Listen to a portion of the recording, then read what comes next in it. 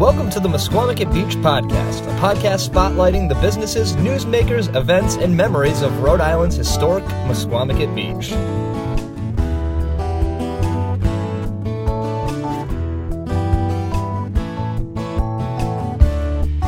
Hello, everybody, and welcome back to the Misquamicut Beach Podcast.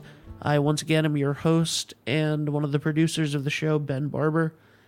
And today, for our fourth episode, I am very, very, very happy to have Tim Brennan, the Vice President of the Misquamicut Business Association and the owner of Two Little Fish. How are you, Tim? I'm doing fine. Thanks for having me on. Thanks for being on. No problem. So, how long have you... Two Little Fish is newer to Misquamicut than some of the other businesses. Is that true? Did you relocate? That's correct. We've been in business overall for 20 years. We'll be 21 years old actually this August. For our first 15 years, we were located in the town of Westerly on Granite Street, where the present-day AutoZone is now. 5 years ago, we relocated to 300 Atlantic Avenue, which is right in the middle of Misquamicut Beach. How has the move been? The move has been very beneficial. We love it down there. It's absolutely fantastic. It's great not to have to endure westerly winters as a business, as you can tell by the weather we've been having here in March. Yeah, I assume, you went from a year-round operation to seasonal? Correct. We were year-round, and now we are open usually from the first week in April to our closing date varies. Sometimes we stayed open as late as Columbus Day, other times at the end of September. It all depends upon what the weather looks like in the fall and what our staffing levels are and things like that, how much help we still have available. Awesome. So the first week in April, this podcast, if you're listening to it when it comes out, is almost at the end of March. So for the official opening day, is there a way that people can... What's the easiest way to find out? If you go on to Facebook, we're very active on Facebook. We have lots and lots of followers. So if you check it out on Facebook, we always have announcements as to what's going on at the restaurant. So you could check there. Awesome. And how long have you been the vice president of the MBA? Let's see. I've been vice president of the MBA for about 3 years now.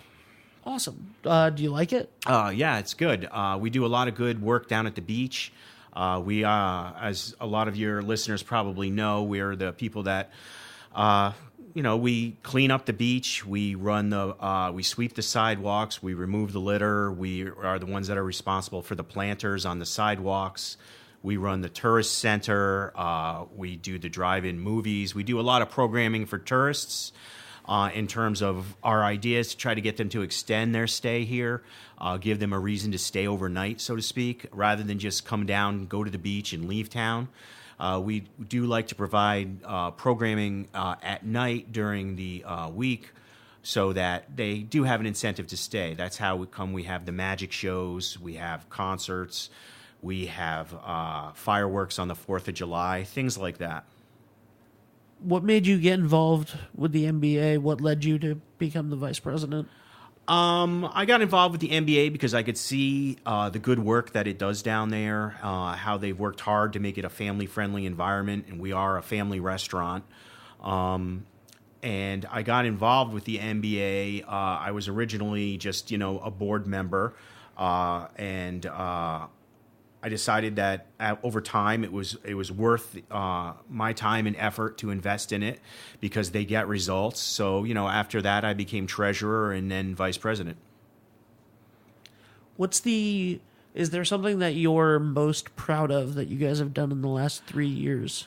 In the last 3 years, I think it's the progress that we have continually made over the beach. I mean, what our shining moment, I thought was, right after we got there, the NBA was extremely active, and this is going back a little more than 3 years ago, but after Superstorm Sandy, we really, really, really tried hard to improve the circumstances that people found themselves subjected to.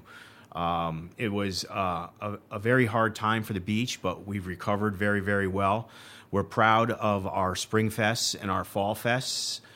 Those are fantastic community events. And we're proud of all our summer programming, and we do a lot of behind-the-scenes work to try to get a lot of this stuff done by soliciting, businesses, and also by soliciting governmental entities to, get the permits needed for all of the things that we do. Everything has its red tape and everything like that. We do it's a lot of hard work to get a lot of these things done. Yeah, of course it is.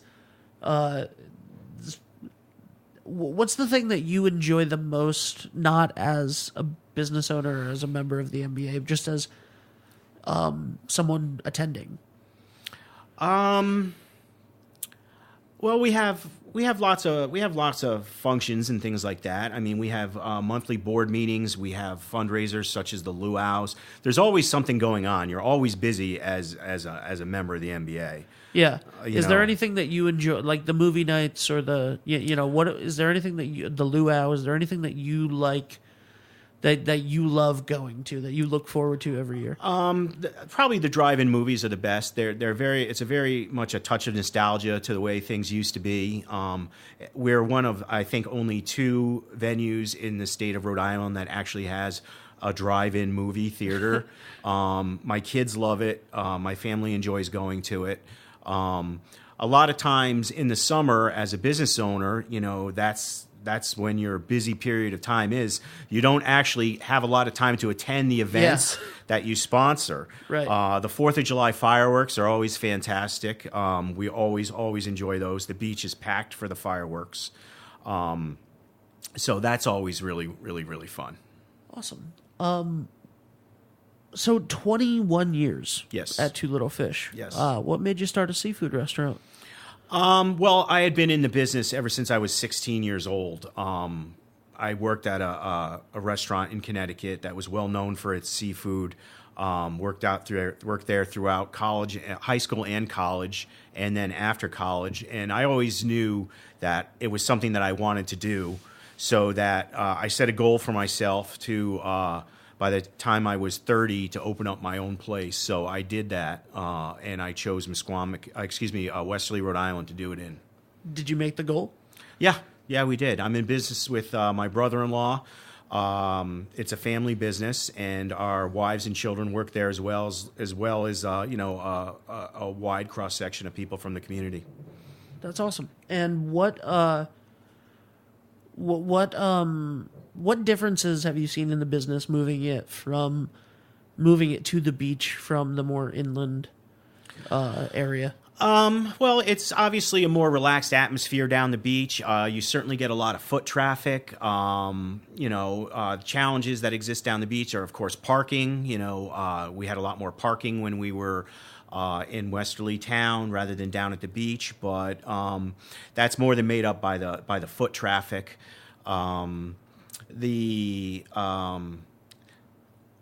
Really, that's about it. I mean, you can businesses were always your bread and butter, no matter where you are in town. So being at a Misquamicut Beach location certainly accentuates that. And like I said, it's nice not to have to deal with the winter time, because that was always a slow period. So there's something in the middle of this long table. Oh yeah. That I really wanted to get to talking about today. Sure. And it is Misquopoly, the official board game of Misquamicut Beach. Bring your Misquamicut memories home with this exciting new board game. A childhood favorite with a Misquamicut themed board and game pieces. Only 500 of these games are being made, so make sure you pre-order yours today. And there's going to be a link in the description of this episode. Can you tell me a little bit about? You didn't know this. I had a commercial written already for it. Very good. Tell me a little bit about this game. Okay, well, it is the official board game of Misquamicut Beach, brought to you by the NBA, and it's called, as you noted, Misquopoly. It is patterned on that famous game from our childhood, and what you do is it is produced by a company called Late for the Sky. It varies just enough in content and style so that there's no copyright infringement. And That's important. Absolutely. And they make games for organizations such as ours that want to raise funds. They make what they call opoly games. So you could have a town, for example, like Westerly. If the Chamber of Commerce or whatever wanted to raise funds, they could have a Westerly-opoly. We chose Misquopoly because of the similarities of the names, etc. Now, it's played along the same ways that the original game were, but instead of, for example, where you used to have Boardwalk or Park Place, now you have local beach places such as the Breezeway or Maria's Seaside Cafe. So some of the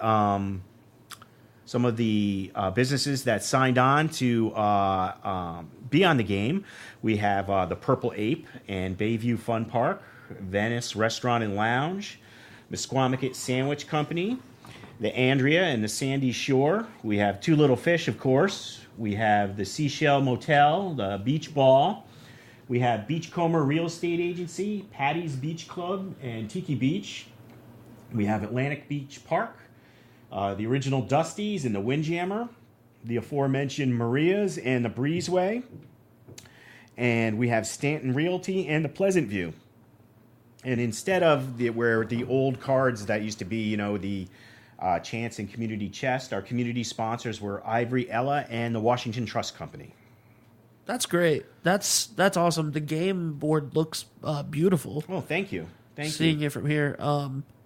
We varied it up just enough so that we tried to make it unique to the Misquamicut experience. We have spaces on the board for the events that we sponsor, such as Spring Fest and Fall Fest, the Guy Fawkes Bonfire Night. We have the car show and the magic show on here. We have, instead of free parking, that's the free fireworks on the 4th of July. And instead of losing your turn by going to jail, you have traffic jam on Atlantic Avenue. Because we all know that sometimes the traffic can be quite crowded down there. Yeah. And the centerpiece of the board is just a map of the beach. That's great. And so not only is it fun, it's practical. Absolutely. Now, when you used to play when you were a kid, what game piece were you? Oh, the top hat. I was going to say the thimble, but I was never the thimble. No, they had what? They had a thimble, an iron, a top hat, a dog, a race car, right? Yep.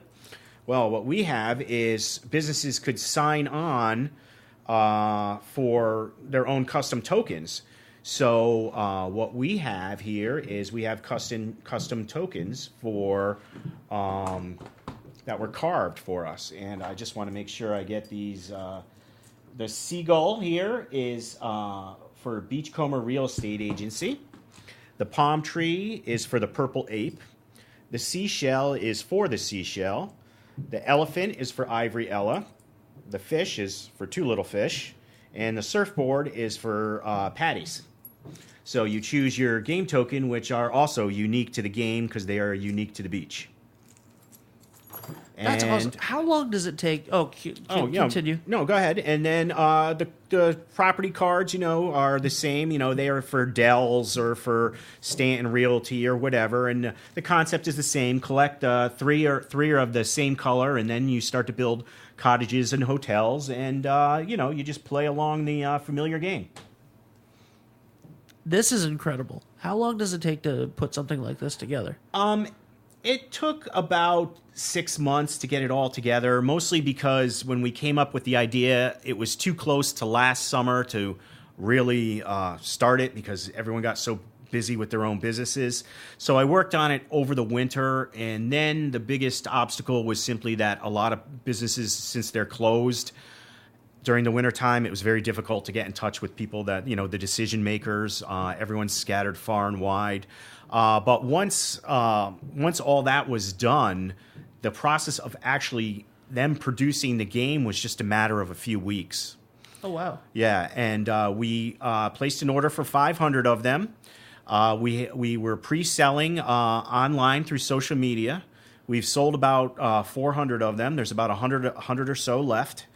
And we're very, very pleased with the success rate that we've had so far.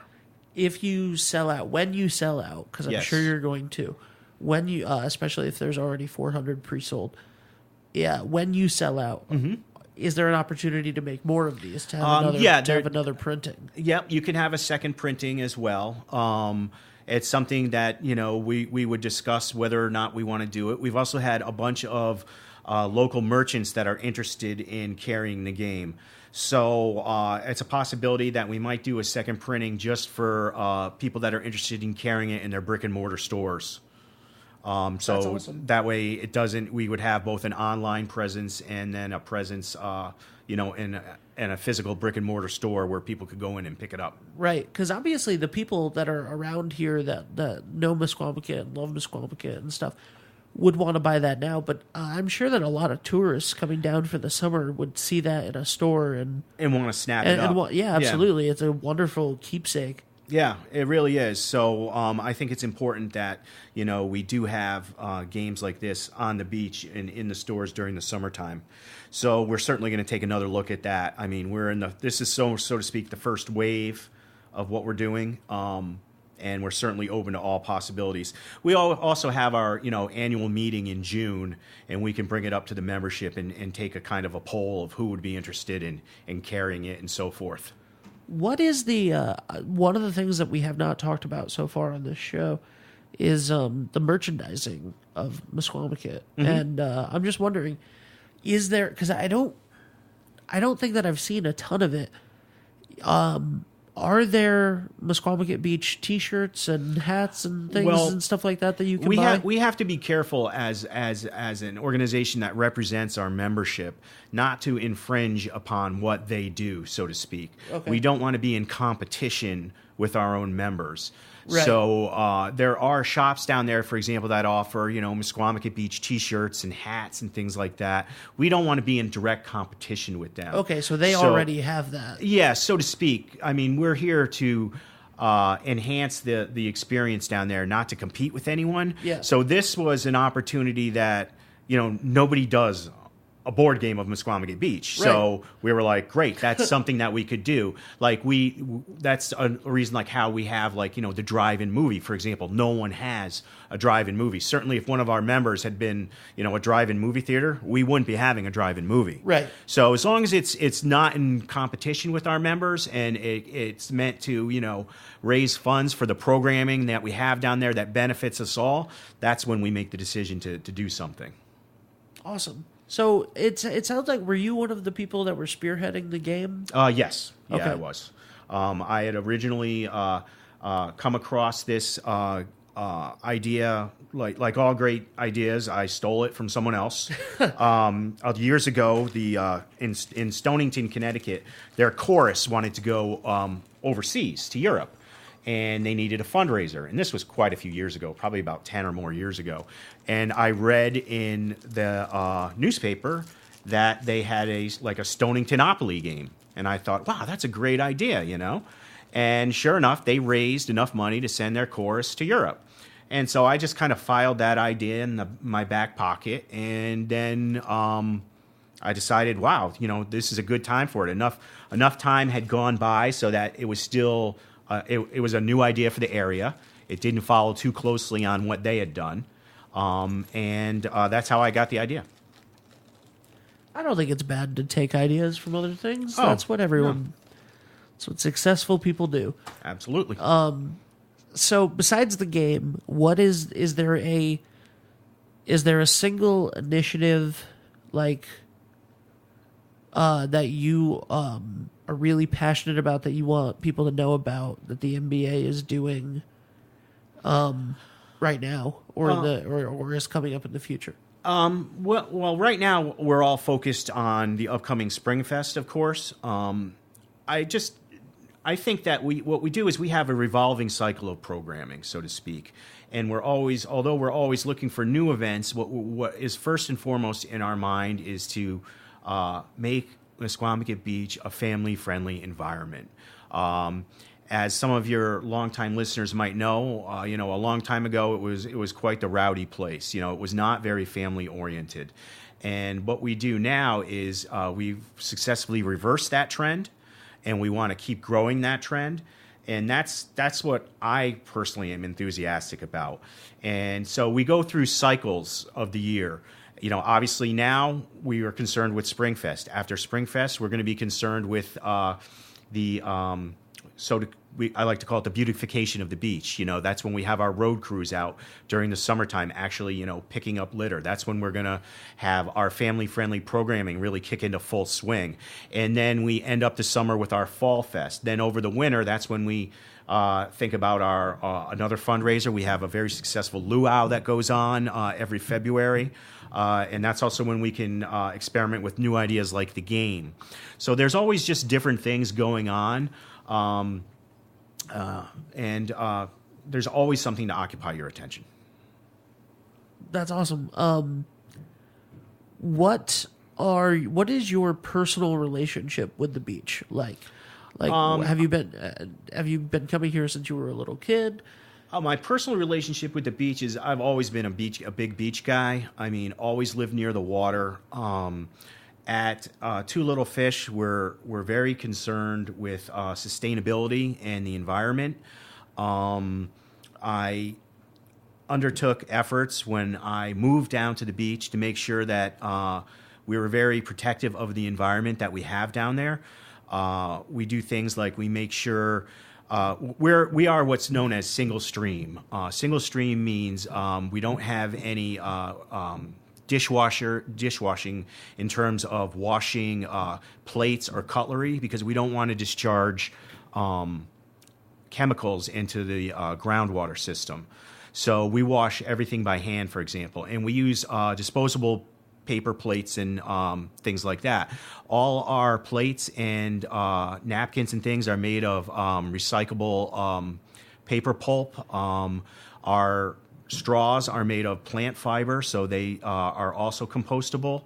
We recycle all our spent cooking oil in coordination with Newport Biodiesel.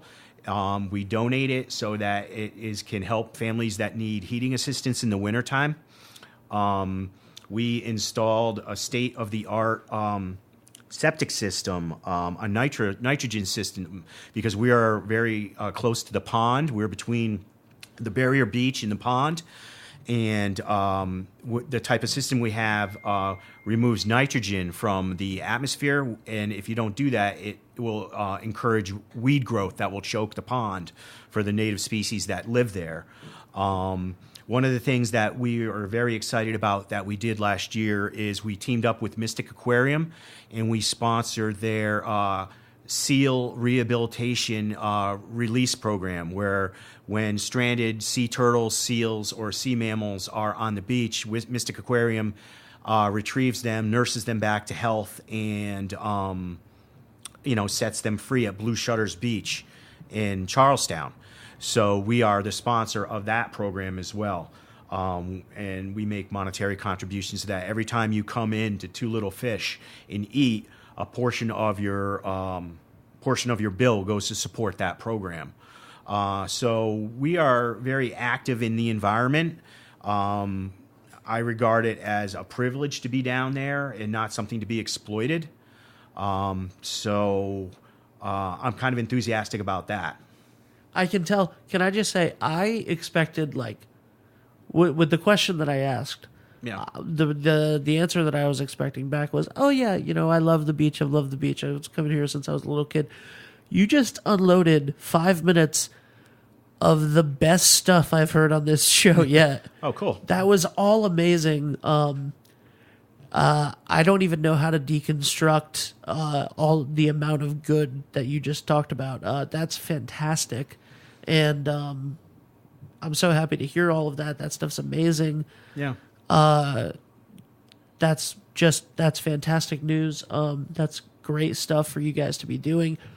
What got you interested in that? What made you?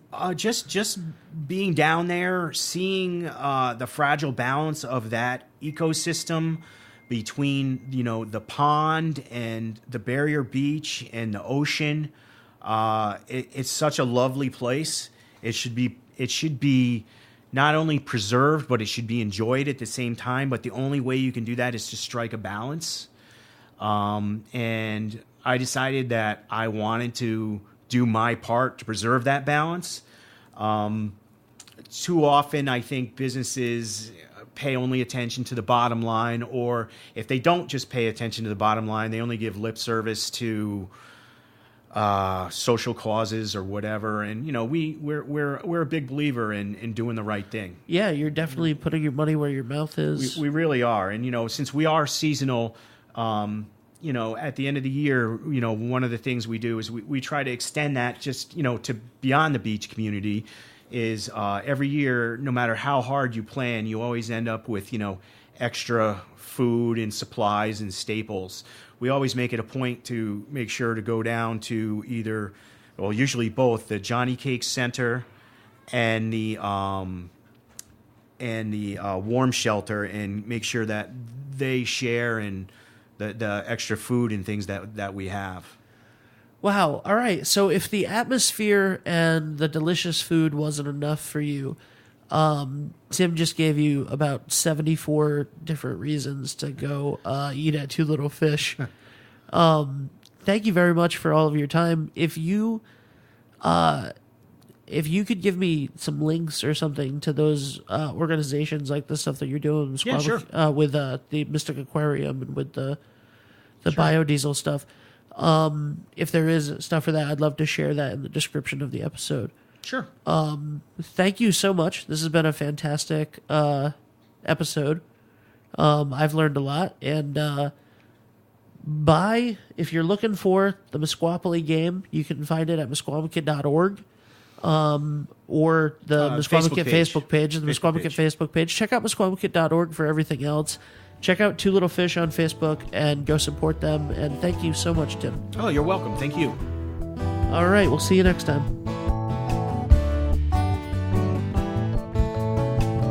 For more information on the events and businesses in Misquamicut Beach, make sure to follow us on Facebook, Twitter, and at misquamicut.org.